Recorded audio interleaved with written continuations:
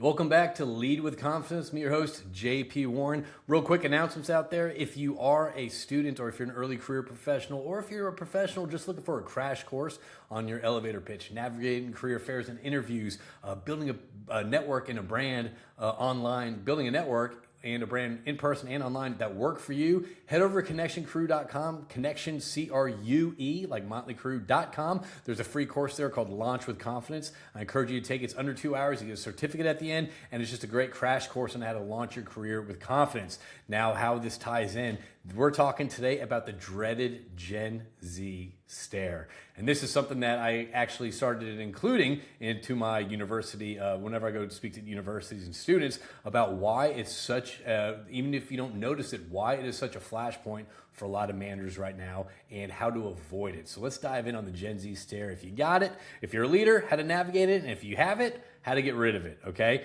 So this kind of is very timely right now because obviously it's summertime and all this stuff, and my daughter, as a father who teaches about communications, all this stuff, this is something that a lot of people face. And what is the Gen Z stare? That's whenever you're talking to someone and there's that blank, expressionless, non-interested face that's just staring back at you and you're wondering, is this person listening to what I'm saying? Do they hear the words that are coming out of my mouth? Do they understand English? Or is there a soul in there? Because it's just a stare that's coming back at you, okay? So I was talking to my daughter and she's, kind of having a conversation, describing things. I'm like, this is the Gen Z stare right here. I was like, are you following what I'm saying? Do you hear the words that are coming out of my mouth? If you do, nod your head, blink twice. Show me something that you're actually engaged with me. And this is one of those things too. It's, again, our body language is 55% how we communicate. Our pitch, tone, and cadence of our voice is 38%, and words are only 7%. A lot of times people focus on the 7% of communication, and they're missing the bigger piece that matters, that shows how we connect with people, all right? So let's talk about actually a little bit about Gen Z stare, then give some frameworks for the leaders out there navigating if you have people kind of giving that back to you.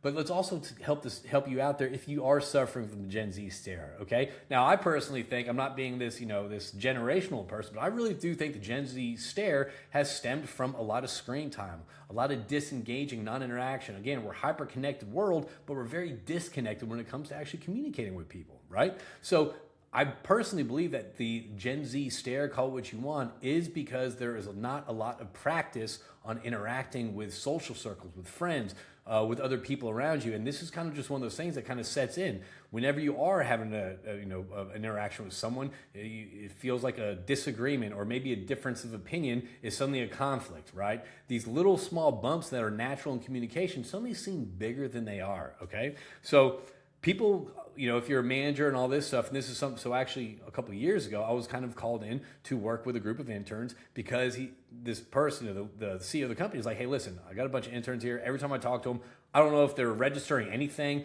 All they're doing is staring back at me, okay? So this is one of those things I went in there and kind of worked with the team on actually how to just nod your head sometimes, how to smile, maybe blink, maybe repeat something back and do some active listening skill sets to actually show people that you're actually engaged. So it comes across as being rude. It comes across that you're not interested. It comes across that that you'd rather be anywhere else but engaging with the person that you're talking to. And that honestly, as someone that's delivering a message, that's very frustrating for people, okay? We're not sure if you're picking it up. We're not sure if you're kind of like clocking what we're saying or anything like that. So let's kind of give some a quick dive into, let's see if I have anything else about this. Yeah, so why it's so frustrating for leaders? I wrote this, it kind of reads as disengagement or even disrespect, especially with students and early career professionals, and it breaks down the normal back and forth leaders expect in a conversation.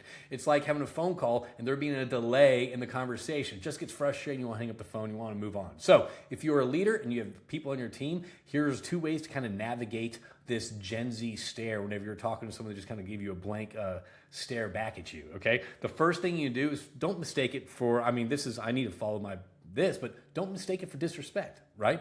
I'm guilty of that. I start getting frustrated. Something inside me starts kind of churning. I feel disrespected, but it's not a disrespect move or anything like that. It's just how they were communicating. It's just how they communicate, okay? So don't view it as a disrespect. It's just probably discomfort on their part, okay? There's not a lot of times that probably in the room talking to a superior or talking to one higher, or even given instruction from someone else. So just slow down. It's take it easy, get your ego out of the way. I need to get my ego out of the way. It's not a disrespectful move towards us. It's just a communication style, okay? And the second thing that you can do is allow some pause, allow a beat of silence, and you don't fill in the silence, kind of wait for them to kind of talk, right? I remember one time, again, same company, a couple years back, the CEO came in, he's talking, he comes into the workshop we're delivering. He kind of, takes the space, takes over. I'm fine with that. That means I can kind of take a break, cool my vocal cords. But he starts talking. He's talking for about 10 minutes to all these interns, kind of talking about the company, his career, advice, and all that stuff. And he says, hey, does anyone have any questions? And everyone just stared at him. And what he did, he let that pause and he let that silence hang in the air, which was deafening.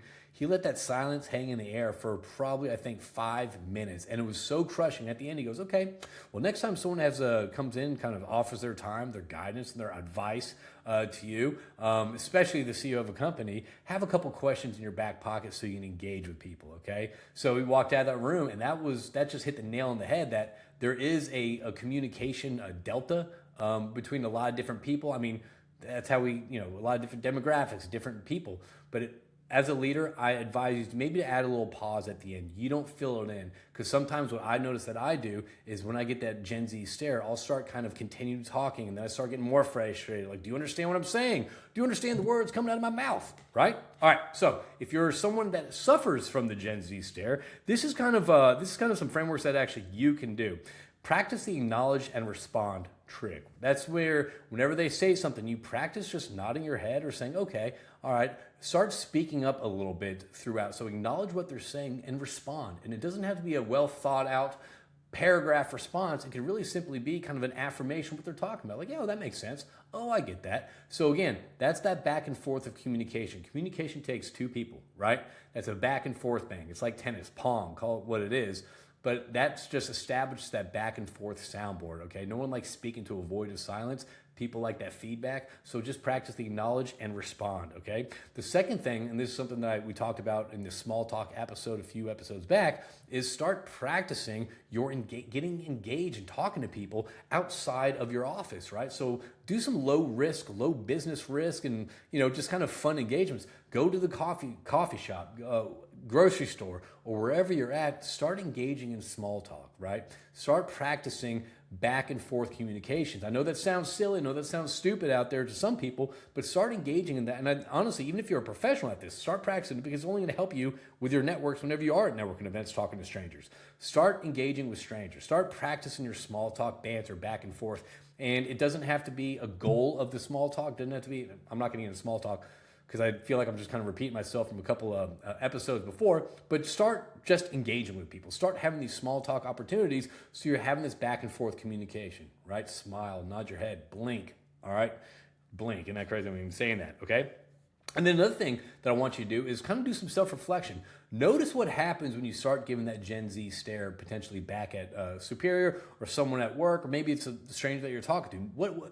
What causes that? Is it because you're uncomfortable? If you're uncomfortable, keep practicing, keep having these small talk conversations. Is it this you're so used to communicating via text message, emails, screens, memes, and all that stuff? If that's the case, that means you got to get out there and start practicing your small talk skills, okay? So now, the questions I have for you and the weekly challenge is, number one, have you seen this in your own team or family? I have seen it in both, all right? And how do you respond? Personally, I start getting frustrated. Again, there's something that churns inside me that just frustrates me when I'm talking to someone and they just stare blankly back at me like I'm not even speaking English, okay? Second question I have for you, what is the difference between someone being disrespectful and someone being uncomfortable? All right, that's for you leaders out there to kind of ponder, all right? So now, my weekly challenge, if you're a leader out there, the next time that you do get the stare, ask one more question before reacting, okay? Just ask one more question, have a little pause after that, and see how they respond after that. Have them answer an actual question, okay? Now, if you catch yourself doing it, all right, practice responding out loud. Practice acknowledging and responding, and just maybe repeating back the last couple words that they said to you just to keep the conversation going, all right? So that's what we have today. Stop the Gen Z stare. It's not getting you anywhere. If you're uncomfortable, that's fine. That's where you grow in those moments of being uncomfortable. So get out there, start communicating with confidence, start leading with confidence. Thank you, and we'll see you next time.